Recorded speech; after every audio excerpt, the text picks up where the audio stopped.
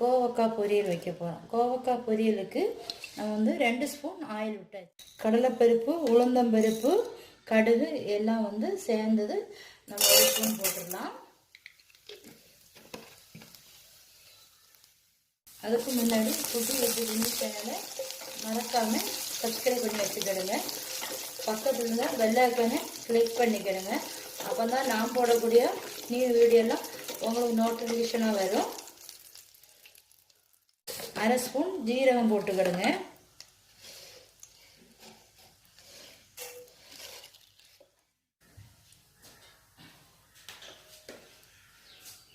கால் spoon மஞ்சத்தூள் போட்டுக்கிடுங்க.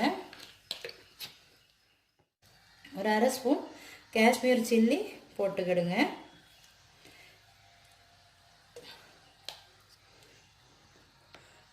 Medium ஃப்ளேமில் வச்சுக்கிடுங்க. காஷ்மீர் சில்லி போட்டதும் அது நல்லா கிளறி விட்டுக்கிடுங்க.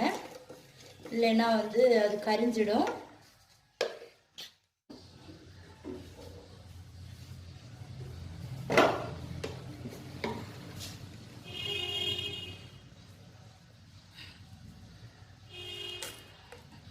ஒருபடி கருவேப்பிலை போட்டுக்கிடுங்க.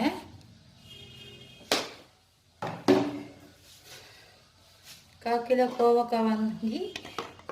கோவக்காய் வாங்கி கட் பண்ணி வச்சுருக்கேன். இதையும் நம்ம அதில் போட்டு விட்டுடலாம். தண்ணி எதுவும் ஊற்றாதீங்க, நல்லா கிளறி விட்டுக்கிடுங்க. தேவைக்கு 1/2 ஸ்பூன் உப்பு போட்டுக்கிடுங்க. பார்த்துட்டு போடுங்க. கோவக்காய் ஃப்ரை பண்ணும்போது எப்போவுமே மீடியம் ஃப்ளேமில் வச்சு தான் பண்ணணும். தண்ணியெல்லாம் விடாதீங்க.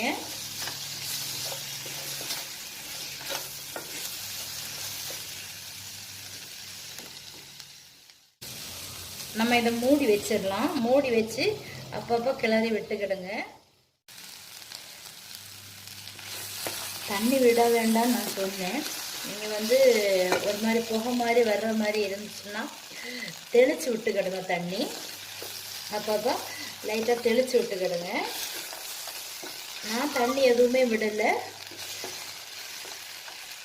மூடி எடுத்துட்டு அப்பப்போ கிளறி விட்டுக்கிடுவேன். தண்ணி விற்றாமல் நம்ம வச்சாதான் நல்லா இருக்கும். சாப்பிட்றதுக்கும் ரொம்ப டேஸ்ட்டாக இருக்கும்.